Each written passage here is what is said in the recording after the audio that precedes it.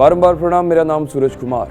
कांग्रेस नेता राहुल गांधी की भारत जोड़ो न्याय यात्रा कल उत्तर प्रदेश के रायबरेली में होगी। सपा अध्यक्ष अखिलेश यादव कल यात्रा से जुड़ेंगे, लेकिन एक बात जो अखिलेश ने कुछ दिनों पहले कही थी वो दोनों की मुलाकात से पहले अब खटक रही है। अखिलेश यादव ने कहा, रायबरेली में राहुल गांधी की यात्रा में मंच शेयर करने से पहले सीटों का बंटवारा तय हो जाना चाहिए, क्योंकि अगर सीटों का बंटवारा नहीं होता है और अगर अकेले चुनाव लड़ने की नौबत आई तो फिर मंच शेयर करना उचित नहीं होगा। अब क्योंकि सीट शेयरिंग पर पूर्णतः बात नहीं बन पाई है तो सवाल ये है कि अखिलेश क्या अपने बयान की लाज रखते हुए कल राहुल गांधी के साथ मंच साझा करेंगे या फिर नहीं, क्योंकि इस तरह के बयान के बाद ये भी बात सामने आ रही है कि अगर कांग्रेस 11 सीटों पर राजी नहीं होती है या फिर उन सीटों पर राजी नहीं होती है जो सपा उसे देना चाह रही है, तो क्या ये जो गठबंधन है कांग्रेस और सपा का, इंडिया अलायंस है, उससे भी सपा अलग हो सकती है जैसे बाकी घटक दल अलग हो रहे हैं। अब ये दावा हो रहा है कि अखिलेश यादव नाराज हैं। क्यों नाराज हैं? क्योंकि उन्हें लग रहा है कि कांग्रेस सपा को तोड़ने की कोशिश में है। पल्लवी पटेल और स्वामी प्रसाद मौर्य का मामला ताज़ा उदाहरण के तौर पे सामने रखा जा रहा है।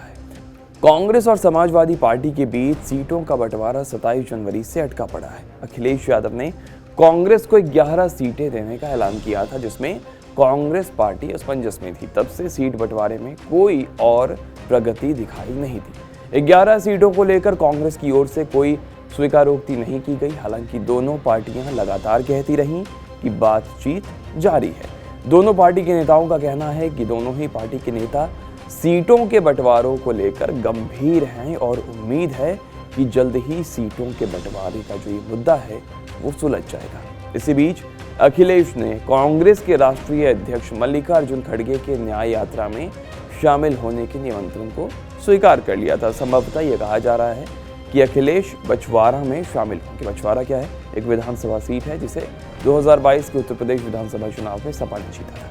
रायबरेली और अमेठी 2 लोकसभा क्षेत्र है जहां सपा ने लगातार कई लोकसभा चुनाव में कोई उम्मीदवार नहीं उतारा है। दोनों दल पहले प्रतिद्वंदी होने के बावजूद गांधी और यादव परिवार के सदस्यों के खिलाफ उम्मीदवार नहीं उतारते हैं। मतलब जो गढ़ सपा के परिवार के पास आता है वहां पे कांग्रेस अपना उम्मीदवार कोई नहीं उतारती, और जो गढ़ कांग्रेस के परिवार का होता है वहां पे सपा अपना उम्मीदवार नहीं उतारती है। इससे पहले क्या हुआ था? सपा के साथी और इंडिया गठबंधन के जो घटक दल हैं, राष्ट्रीय लोक दल, उनके अध्यक्ष जयंत चौधरी ने 2024 लोकसभा चुनाव से पहले एनडीए में शामिल होने के अपने फैसले की घोषणा की थी, जो कांग्रेस और सपा के लिए बेमौसम बरसात साबित हुआ था।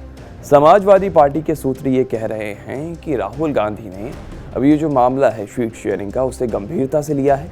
सीटों के समायोजन पर चर्चा अंतिम चरण में है। कांग्रेस पार्टी 20 से 22 सीटें मांग रही है, जबकि समाजवादी पार्टी सिर्फ 17 सीटें देने के मूड में है। अब कहा जा रहा है कि आज शायद फॉर्मूला तय हो सकता है, क्योंकि अखिलेश यादव कल रायबरेली में कांग्रेस नेता राहुल गांधी के साथ होंगे। तो ये पूरी घटना है। अगर आज कुछ होता है तो हम आपको इस पर इत्तला कर देंगे।